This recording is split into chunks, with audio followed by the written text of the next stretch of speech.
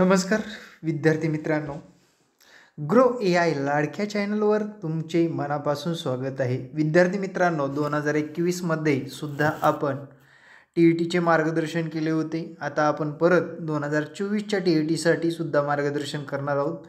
त्यातले अतिशय महत्त्वाचा विषय म्हणजे CDPचे आपण MCQs पाहणार आहोत. मित्रांनो, बाल मानसशास्त्राचे तुम्ही सुद्धा उत्तर देण्याचा प्रयत्न करा. तुमचा सराव सुद्धा जबरदस्त होणार आहे. परीक्षेसाठी 30 गुणाला येतो आणि 30 गुण मिळवायचेच 100% जर मनात धरले तर मित्रांनो आपल्याला 27-28 सुद्धा गुण मिळवता येणार आहेत. फक्त ग्रो अकॅडमी यूट्यूब चॅनलला फॉलो करायला विसरू नका. पहिला प्रश्न बघा, वलय प्रभाव इफेक्ट सकारात्मक गुणसत्तेला ज्याबद्दल माहिती उपलब्ध नाही अशी इतर सकारात्मक गुणवंताची जोडणी आहे. तर वलय प्रभाव डॅडॅश इफेक्ट आहे असं सांगायचं त्यांना. याचं योग्य उत्तर आहे मित्रांनो, तुम्हाला माहीत असेल तर सांगा. प्रवृत्ती हे याचं योग्य उत्तर आहे. त्यानंतरचा नेक्स्ट क्वेश्चन बघा, विचारमंथनाच्या पद्धतीचा वारंवार वापर करून शिक्षक हे विकसित करतो. काय विकसित करतो शिक्षक?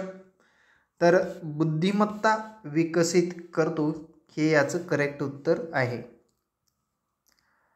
अनोळखी व्यक्तीबद्दल वाटणारी अस्वस्थता यानंतर लगेच विकसित होते. तर याचं योग्य उत्तर आहे कर्म करण्याची संकल्पना, हे याचं योग्य उत्तर आहे. अनुवंशिकता याच्याशी संबंधित आहे. अनुवंशिकता वाहक याच्याशी अनुवंशिकतेचा संबंध आहे. कनिष्ठ वर्गाच्या एका गटामध्ये एखाद्या वरिष्ठ विद्यार्थ्याने कोणत्या क्षमतेने काम करावे? आदर्श क्षमतेने काम करावे. आदर्श हे 2 नंबर ऑप्शन आहे. विरोधात ठोस पुरावे असूनही चुकीचा विश्वास असणे, याला काय म्हटलं जातं रे? भ्रम असं म्हटलं जातं. सामाजिक दृष्टिकोनातून आणि स्वतःच्या संकल्पनेवर पूर्णपणे केंद्रित व्यक्ती म्हणजे कोणता व्यक्ती? सामाजिक माघार घेणारा व्यक्ती, हे याचं करेक्ट उत्तर आहे. टिंबटिंब हा मुलाचा पहिला शिक्षक असतो. मित्रांनो, मूल जेव्हा जन्माला येतं तेव्हा आई हा मुलाचा पहिला शिक्षक असतो. आपल्याच आजूबाजूचे प्रश्न विचारले जात असतात आपल्याला. टिंबटिंब हे नैराश्याचे लक्षण असू शकते. निराशावाद, विसराळूपणा, हर्षातिरेके, तर याचं यापैकी नाही हे उत्तर आहे. एका विशिष्ट क्षेत्रामध्ये उल्लेखनीय क्षमता म्हणजे डॅडॅश. याचं योग्य उत्तर आहे प्रतिभा, हे याचं योग्य उत्तर आहे. भावनात्मकरित्या बुद्धिमान व्यक्तीचे गुण कसे असतात मित्रांनो? तर आपल्या जाणीवा आणि भावनासाठी चिकाटी असणे आणि संवेदनशील असणे. आपल्या भावनासाठी चिकाटी आणि संवेदनशील असणे, निसर्गाचे प्रभाव, सामर्थ्य आणि आपल्या भावनाची तीव्रता समजा, यापैकी सर्व हे याचं योग्य उत्तर आहे.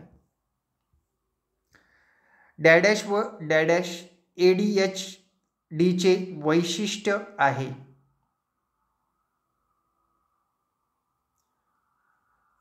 तर याचं योग्य उत्तर आहे अनावधान आणि अतिसंवेदनशील अवस्था, याचं उत्तर आहे. लक्षात ठेवा. मनोवृत्तीच्या 2 पायरीच्या संकल्पनेत 2 पायऱ्या आहेत. ध्येय आणि ओळख अशा 2 पायऱ्या आहेत. बुद्धिमत्ता ही स्वयंजागरूकता आहे. आंतरिक वैयक्तिक जागृता, बुद्धिमत्ता ही स्वयंजागृता आहे.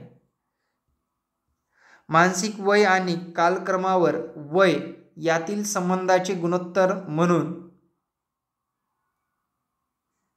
बुद्धिमत्ता भागफल असं म्हटलं जातं. मानसिक ताणतणावाचे प्रतीक आहे. नेमकं मानसिक ताणतणावाचं प्रतीक काय आहे? मानसिक ताण हे मानसिक ताणतणावाचे प्रतीक आहे. शैक्षणिक चित्रपटाबद्दल हे सांगता येईल.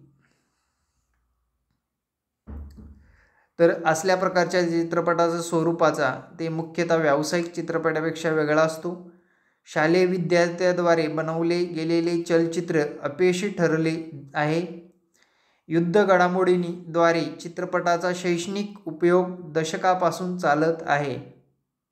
तर याचं योग्य उत्तर आहे मित्रांनो 3 नंबर 17 या प्रश्नाचं योग्य उत्तर 3 नंबर. विज्ञान म्हणून शिक्षणाचा प्रचार करणे ही सर्वोत्तम सेवा आहे. त्याच्या संशोधनाचे मोठे बोध आहे. तर या प्रश्नाचं उत्तर आहे वर्तणूक आणि त्यांच्या मूलभूत आधार.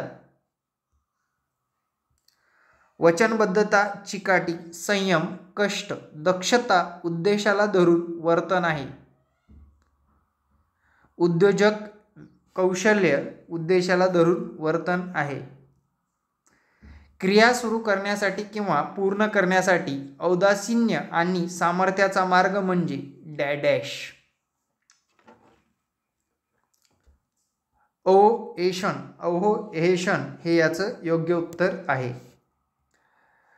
मित्रांनो, प्रश्न कसे वाटतेत नक्कीच कमेंटमध्ये सांगायला विसरू नका. तर मित्रांनो, TETचा ऑनलाईन कोर्स आपल्याकडे चालू आहे. ज्या विद्यार्थ्यांना रिझल्टची हमी पाहिजे असेल त्याने नक्कीच आपल्या संपर्क क्रमांकावर व्हॉट्सअप करायला विसरू नका.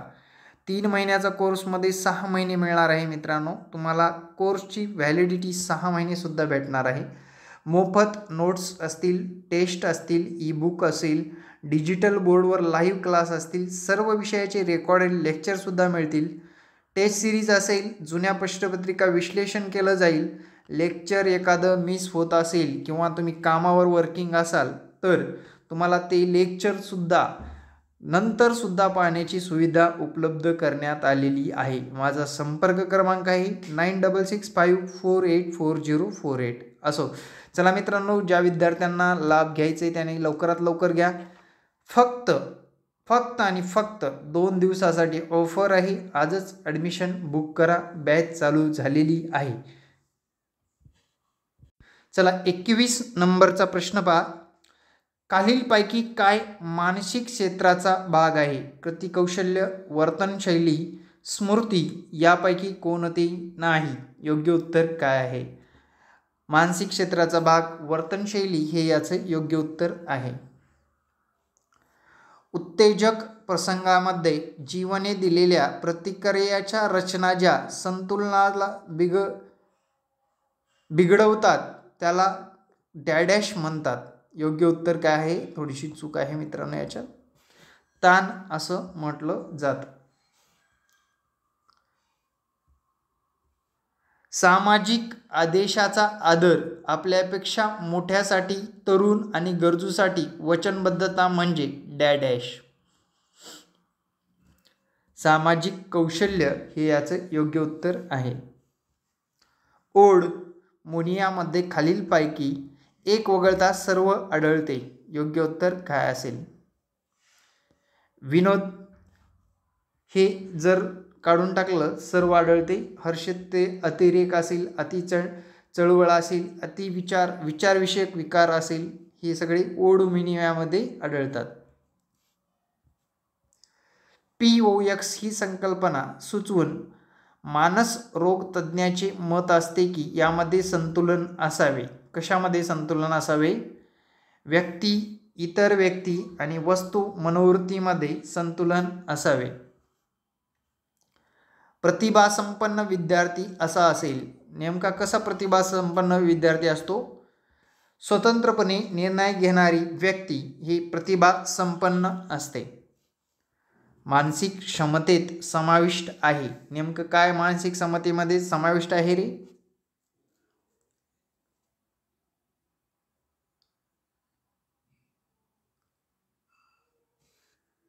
तर याचे उत्तर आहे स्मरणशक्ती, तर्क, विचार व निर्मितीक्षम.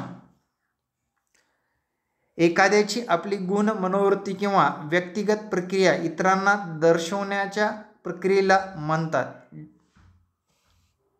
प्रेक्षेपण असे म्हटले जाते. दुसऱ्या व्यक्तीच्या किंवा गटाच्या विनंतीला, प्रतिसादाला म्हणले जाते अनुपालन असं म्हटलं जातं. कुटुंब किंवा संबंधित स्वत्व यासाठी दुसरे नाव आहे. दुसरे नाव काय आहे? त्यासाठी सामाजिक सहत्व हे दुसरे नाव आहे. मित्रांनो, मागील प्रश्नपत्रिकेचे काही प्रश्न घेतले होते आणि विद्यार्थी मित्रांनो संभाव्य प्रश्नसुद्धा ॲड केलेले आहेत. प्रश्न कसे वाटले नक्कीच कमेंटमध्ये सांगा. आपला क्लासचा पुरेपूर फायदा घ्या. येणारे प्रत्येक व्हिडिओ पाहण्यासाठी आपल्या ग्रो अकॅडमी यूट्यूब चॅनलला सबस्क्राईब करा. धन्यवाद मित्रांनो, भेटू नेक्स्ट व्हिडिओमध्ये. जय हिंद.